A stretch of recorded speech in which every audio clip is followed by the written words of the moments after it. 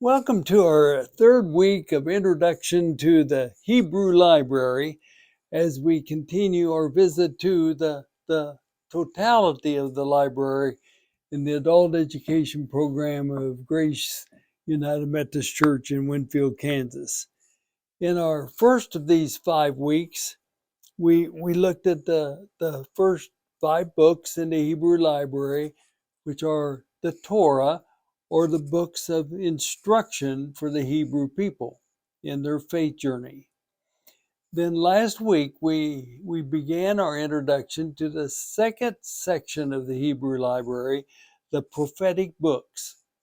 We discovered that the meaning of prophecy is not predictors of the future, but rather prophets were those through whom God spoke. Similar to our understanding of preaching today. Now, these 21 preachers were as the Hebrew Bible was put together and as they looked at the history of their understanding of the divine, these 21 preachers were selected as consistently being the voice of God speaking to the events of their time and their place. Now, we also discovered that these 21 preachers, over a period of several hundred years, developed the basic identity of the Hebrew people in terms of their faith. We introduced the concept of ethical monotheism. First of all, there's one God, and secondly, the belief in that God of compassion and love determined the ethics, the practices of the community and the individuals. Ethical monotheism is a proper subtitle for this section of the Hebrew Library. Now, a thorough study of this section would be for 21 weeks, exploring the original situation of these spokespersons for God and the message of truth for the ages. Now, instead of 21 weeks, I will attempt in the next few minutes to illustrate how these books can be studied and read by taking a look first at 2 preachers who addressed the Hebrew people at the time that Israel fell to Assyria in 721 BC. And then we'll look at 4 preachers who addressed the events surrounding the destruction of the temple in 587. All I'm trying to do this week is to share with you how this section of the Hebrew Library can really come to life when we take the time to utilize study aids such as annotated translations of the library, as well as other interpretive Bible studies. These aids can help us understand the historical situation which the preachers addressed. Now, to provide the context for these next few minutes, it's important to remember that the establishment of the Hebrew people against which the preacher spoke. You had the establishment, and the preacher spoke against that establishment. And that establishment had 2 anchors for the identity of the Hebrew people. First, they were to be a great nation, and secondly, they were to build a temple which represented God's presence with and for God's chosen people. Now, as a nation, the Hebrew people was composed of 12 tribes, finally divided into 2 kingdoms, the north and the south, Israel and Judah. And as a nation, they had to protect their land and their heritage, which occasioned strife within their own nation, as well as with foreign powers. And in 721 BC, the Hebrew people as a nation, Israel, fell to a foreign power, Assyria. Now let's look at what the preachers proclaimed during that period of time. God's spokesperson by the name of Amos proclaimed harsh words to a successful and glorious people before the fall to Assyria. He warned against the reliance on military might. This message was proclaimed about 750 BC, 30 years before Israel fell to Assyria. One of the unforgettable scenes recorded in Amos was the confrontation with the high priest Amaziah, a representative of the establishment. And if you want to read it, it's in chapter 10, just 8 verses, 10 through 17 of chapter 7. Amos proclaimed that Israel was not to be known for military might. Rather, as God's people, they were to be a plumb line of truth and justice over against Amaziah's representation of the establishment. Now, this was 30 years before the fall. Now, after the fall to Assyria, another preacher had a message. Name was Hosea.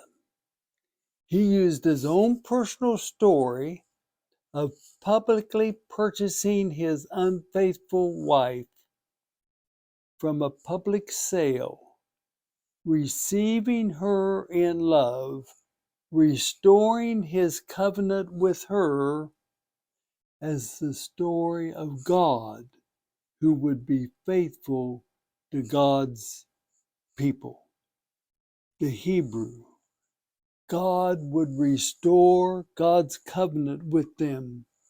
Regardless of Israel's unfaithfulness, divine compassion would prevail. That's after the fall to Assyria.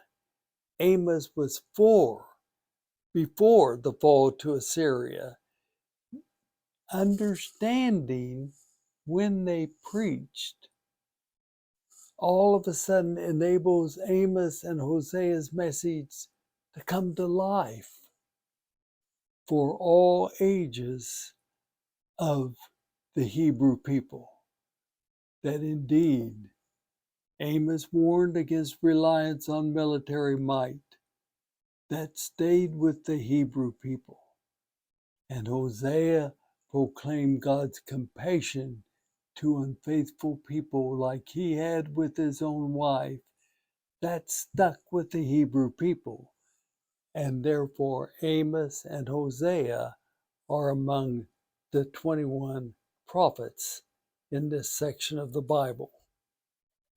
Now, Amos and Hosea, they address one of the two anchors of the establishment, nationhood. Well, on the other hand, 4 other preachers, Jeremiah, Ezekiel, Isaiah, and Micah, addressed the other anchor, which was the temple. Now, another foreign power, Babylon, destroyed the temple in 587 BC. Prior to 587, Jeremiah's message warned against the belief that there were many gods. Jeremiah proclaimed a message of rewards for faithfulness, consequences for disobedience, and this was prior to the destruction of the temple. What was important was the life of the Hebrew people, not whether or not they had a temple. Now, Judah, it was the surviving southern kingdom, had become disobedient, according to Jeremiah. Again, prior to 587. And Jeremiah preached that Judah, in their disobedience, would suffer grave consequences of their own behavior. Warning, the temple was not yet destroyed. Now, Ezekiel preached before and after the destruction of the temple. Before 587, it was like Jeremiah, a lot of warnings. After 587, Ezekiel's message was one of hope. Ezekiel painted a picture of dry bones that would be restored to life. The dry bones represented the destruction of a nation and the destruction of the temple. The two anchors were gone. And the message of Ezekiel was, them bones going to rise again. See how that message all of a sudden makes sense when you realize what the dry bones represent? No longer a nation, no longer a temple.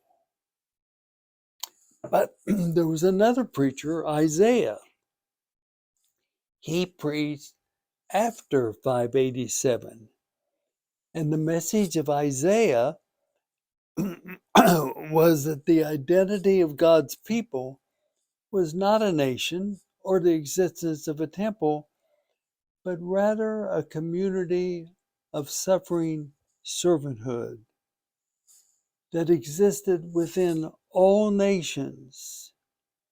And indeed, that servanthood, he painted a picture of what it meant to be a servant of God in every nation. A bruised reed they will not break, and a dimly burning wick they will not quench. Isaiah all of a sudden painted a picture of the Hebrew people being a force for God's compassion in every nation of the world, not being a nation themselves, and throughout society and culture, not limited to life within the temple that was no more. And soon after Isaiah, Micah came along, proclaiming a reinforcement of this new identity that Isaiah proclaimed. And Micah said, what we are about as a people, what does the Lord require of us but to do justice, love mercy, and walk humbly with your God?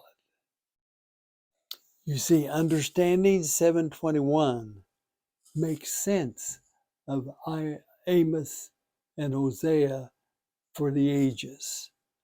Understanding 587 makes sense of Jeremiah, Ezekiel, Isaiah, and Micah. And that's the way we approach these 21 books of prophecy, understanding the situation which they addressed and their word, as the Jewish community reflected on their faith, stood the test of time and was God speaking through these spokespersons. They spoke the message of God.